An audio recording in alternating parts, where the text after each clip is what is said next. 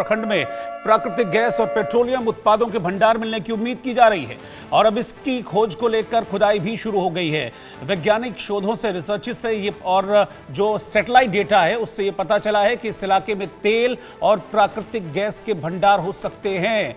जो सैटेलाइट है उसका डेटा और भूवैज्ञानिक विश्लेषण में ये संकेत मिले हैं कि गंगा नदी के तटवर्ती इलाके में बड़े तेल और गैस के भंडार मिलने की संभावना है और अब इसकी खुदाई शुरू हुई है। तो लोगों को उम्मीद है कि अगर ये छिपा हुआ खजाना, ये तेल और प्राकृतिक गैस का भंडार अगर यहां से मिलता है तो बिहार समेत हिंदुस्तान मालामाल हो जाएगा। बताया जा रहा है कि खुदाई 3 से 6 किलोमीटर तक गहराई पर की जाएगी। हर 20 मीटर पर हल्का विस्फोटक यानी कि डायनामाइट लगाकर खुदाई की जा रही है। विस्फोट से होने वाली भूगर्भीय हलचल को विशेष यंत्रों से मापा जा रहा है, जिससे कि जमीन के नीचे कहां पर खनिज मौजूद हैं उनका पता लगाया जा सके, उनका विश्लेषण किया जा सके। कंपनी है जो लगातार अब इस काम में जुटी हुई है। दरअसल पिछले दिनों में खबर आई थी कि ये जो एरिया है, इस एरिया में बड़े खनिज है, पेट्रोलियम और प्राकृतिक गैस का भंडार है, जिसके बाद यहां पर खुदाई का काम शुरू हुआ। अभी फिलहाल जांच यहां पर चल रही है और इस जांच के दौरान अगर ये पता चलता है कि नीचे प्राकृतिक गैस का भंडार है तो फिर ये एक बड़ी खुशखबरी हो सकती है। शक्ति कुमार हमारे संवाददाता इस वक्त साथ में जुड़ रहे हैं।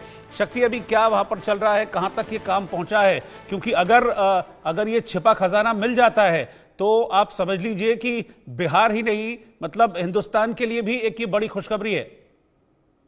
जी बिल्कुल सही कहा आपने कि न सिर्फ बिहार के लिए बल्कि पूरे देश के लिए खुशी खबरी होगी, क्योंकि प्राकृतिक गैस का एक बड़ा भंडार की जो है वैज्ञानिक इसको लेकर जो है वैज्ञानिक बता रहे हैं कि बिहार के भोजपुर जिले के में जो है प्राकृतिक गैस का एक भंडार जो है वो मिल सकता है। और सबसे अहम बताया आपको कि 3 साल पहले इसको लेकर बाकायदे वैज्ञानिकों की टीम जो है पहुंची थी और यहाँ की मिट्टी का उन्होंने सर्वे किया था और उसके बाद जो है टीम यहाँ से गई और अब जो है एक तरह से कहा जा रहा है कि जो गंगा का किनारे का जो क्षेत्र है यहाँ पे काफी मात्रा में जो है प्राकृतिक गैस जो है वो मौजूद है और इसको लेकर जो है बाकायदा खुदाई भी शुरू हो गई है और 3 से 6 किलोमीटर के बीच में जो है अंदर गहराई तक इसकी खुदाई की जाएगी और उसके बाद जो वैज्ञानिक है, भूगर्भ शास्त्री है, वो इसका पता लगाएंगे कि आखिर ये जो प्राकृतिक गैस की जो बात कर रहे हैं ये का भंडार जो है कितना है। अगर इस तरह की बातें होती है तो देखिए, झारखंड और बिहार जब एक थे 2000 से पहले तो उस समय बिहार काफी रिच था प्राकृतिक संसाधनों के बारे में, लेकिन जिस तरह से झारखंड 2000 में अलग हो गया उसके बाद 70% जो है जो प्राकृतिक संसाधन थे, नेचुरल गैस तमाम कोयले खनन थे, वो सब झारखंड में चल गए, तो उससे कहीं ना कहीं बिहार को काफी जो है असर पड़ा था। अब लेकिन अगर ये खुशखबरी की बात है, अगर ये प्राकृतिक गैस की भंडार अगर मिल जाता है तो बिहार ही नहीं बल्कि पूरे देश के लिए काफी जो है वो खुशी की बात होगी। जी बहुत शुक्रिया शक्ति आपका इस पूरी जानकारी के लिए। और इस वक्त मेरे साथ डॉक्टर ए.के. बियानी जुड़ गए हैं जो कि भू वैज्ञानिक हैं। Doctor A K. बियानी, मैं आपके पास आ रहा हूं और ये जो संकेत मिल रहे हैं कि यहां पर ऑयल एंड नेचुरल गैस का बड़ा रिसोर्स हो सकता है, बड़ा खजाना यहां पर हो सकता है, ये कैसे पता चलता है, किस तरीके से इसको ट्रैक किया जाता है?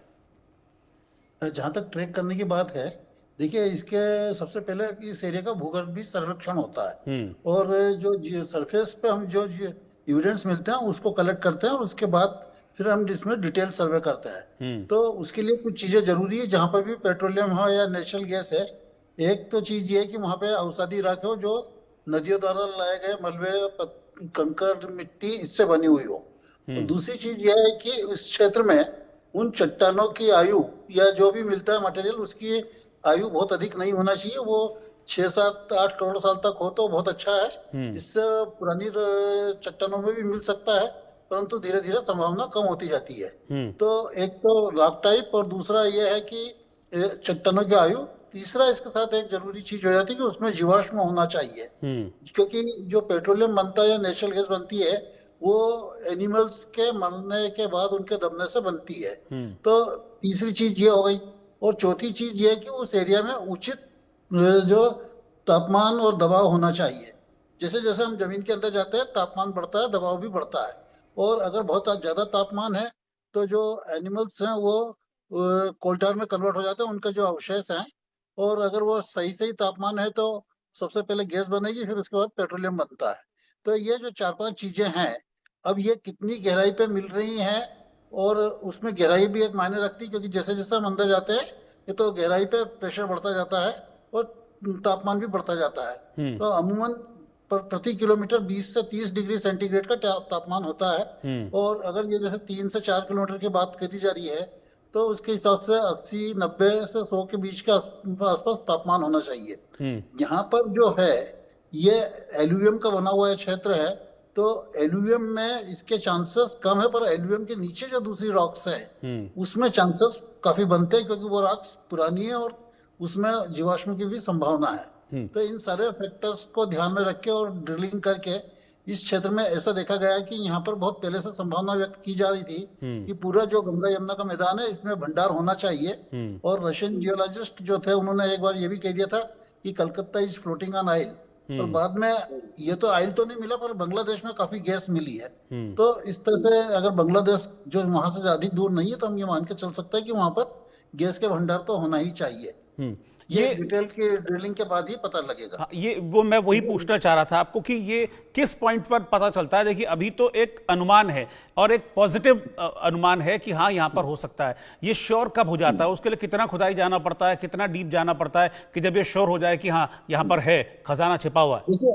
हाँ, जहां तक आपने बात करी किस तरह से पता चलता है, तो उसमें एक फैक्टर और ये काम करता है कि उस क्षेत्र में चट्टानें जो है मुड़ी हुई होना चाहिए। जो चट्टानें आंतरिक दबाव से मुड़ती तो उसको एंटीक्लाइन और सिंक्लाइन बोलते हैं। एंटीक्लाइन सिंक्लाइन का मतलब ये है कि अगर इन्वर्टेड है और चट्टानें अलग अलग दिशा में जा रही तो वो एंटीक्लाइन हो गई, और सेम डायरेक्शन में जा रही तो सिंक्लाइन होती है। अब ये अगर एंटीक्लाइन बहुत अच्छी रहती है जिसमें पेट्रोल के भंडार मिलते हैं, सिंक्लाइन में अपेक्षाकृत कम मिलता है। दूसरी चीज ये है कि कितनी गहराई पे मिलेगी ये तो ड्रिलिंग से पता लगता है। और ड्रिलिंग जो है वो यह क्षेत्र इस क्षेत्र में आसान है क्योंकि ये प्लेन एरिया है, इसलिए ज्यादा परेशानी नहीं है। तो कम से कम आज की तारीख में जो है वो 4 से 5 किलोमीटर